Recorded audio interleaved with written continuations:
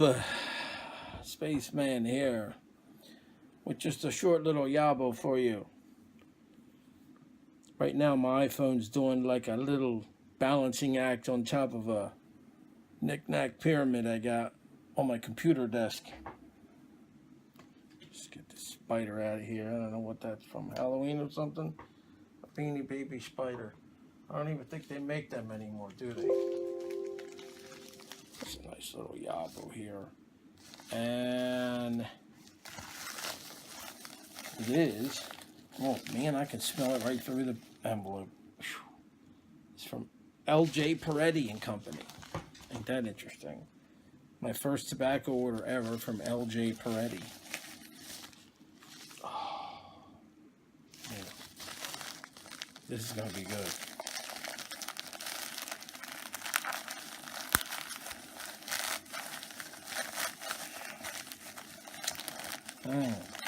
Oh, this is some rich stuff. I can smell this, man, bellowing out the aroma. It's two blends. The first one is Thanksgiving Day. It's supposed to be like a cake, you know, in cake form. It's like 7 different tobaccos blended together in cake form.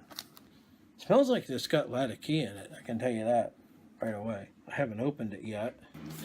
On the back of the package, though, it says Thanksgiving Day Blend Tobacco. The dark, rich color denotes maturity, not strength. The tobacco will be found mild, mellow, of superb aroma and distinctive flavor. So yeah, and I have a printout here on this from L.J. Peretti's website. The Thanksgiving Day tradition. As many of our friends are aware, Thanksgiving Day, a 4-ounce pressed cake, has been a tradition since 1939. Year after year, we make it available in a limited capacity starting on November 1st. This effort keeps us tied to our roots. When Major Joseph Peretti, father of Robert Peretti, set forth to blend Peretti's Burley and English mixtures. Okay, so it is Burley and English. The Major wanted to create a blend with the essence of the holiday season, and after countless trials, a mixture of 7 different tobaccos blended with a balance of dark rum and fruit juices was concocted and pressed into breakable 4-ounce cakes. The one you see here. This process has not changed since the first batch was taken from the press. And here's a picture right here of that. It's from the website. It starts with Burley. This classic tobacco acts as a platform to which we can add our formula that gives the final product its distinctive flavor and aroma. Once the Burley has taken in the rum and fruit juices, it is blended with a number of other tobaccos, and there we have a mixture that is ready to be smoked, but is not yet Thanksgiving Day. And here's a photo of proprietor Stephen Willett preparing the mixture for Thanksgiving Day.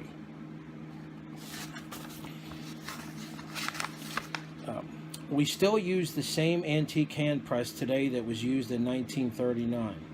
How interesting. Its 4 jigsaw-like racks have been repaired time and time again so that it can continue to serve us, albeit rebelliously. To begin pressing, the blender must disassemble the racks one at a time and orient 4 blocks of wood within each rack that will act as spacers for each cake. Once the spacers are in place, the mixture is weighed out and placed into each of the 5 reservoirs and topped with squares of plastic to keep the tobacco from clinging to the wood that will sit on top of it. Once the spacing blocks, tobacco and plastic are in place, the blender seats a piece of wood with 4 jutting press-like blocks atop the blend and places the reassembled rack into the press. This process is repeated 4 times for a single batch. After all the racks have made their way to the press, pressure is applied.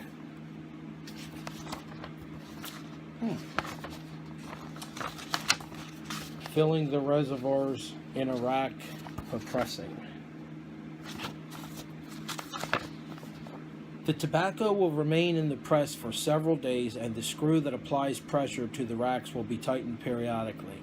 After enough time has passed, the blender will relieve the racks of their stressful duty and disassemble them to remove the 20 cakes.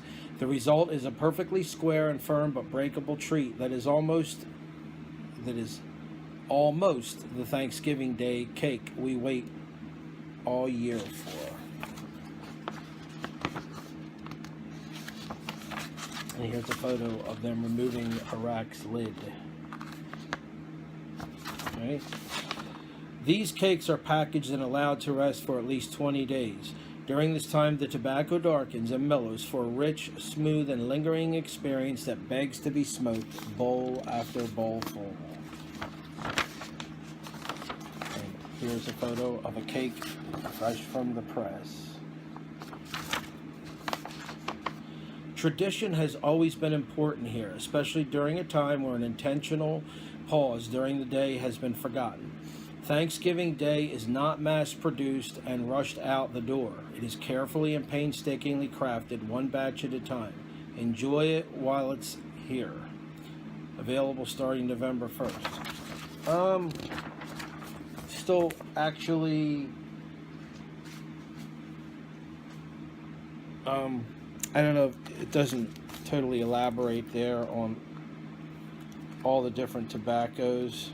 It just says Burley in English, so I would presume you'd have to go to the blog and on LJ Peretti's website, and I did, and I tried to sign up with the that webmaster thing or whatever it was, the W, and I was doing it on my Kindle, and it just didn't want to cooperate with me. So I'll have to try doing it on my computer, and then maybe I can get a better idea of all the different tobaccos, if in fact they're actually indicated there, because they may not be. They may want that recipe to remain a traditional secret. Well, it'll be soon that I'll be packing this in a pipe and smoking it. Of course, I'm going to put this in a jar.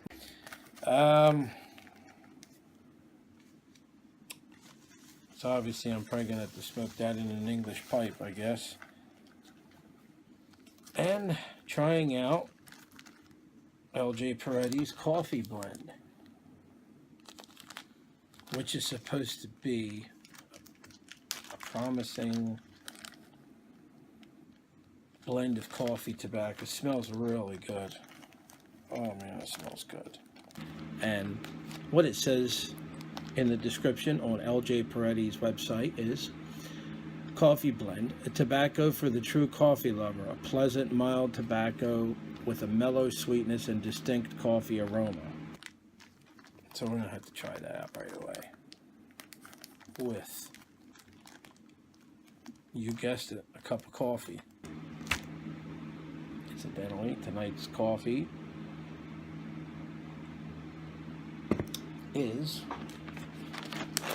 One Village Coffee, Honduras, Kamsa Co-op, caramel nuts and chocolate. So there you have it, the two blends. That's it. That's the Yabo. Well, see you all later. Have a good one. Let's see if I can turn this iPhone off without the phone falling off of this pyramid.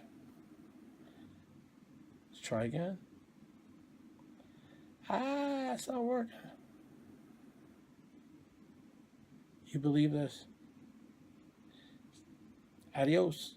Back in the box, back in the box, back in the box, back in the box.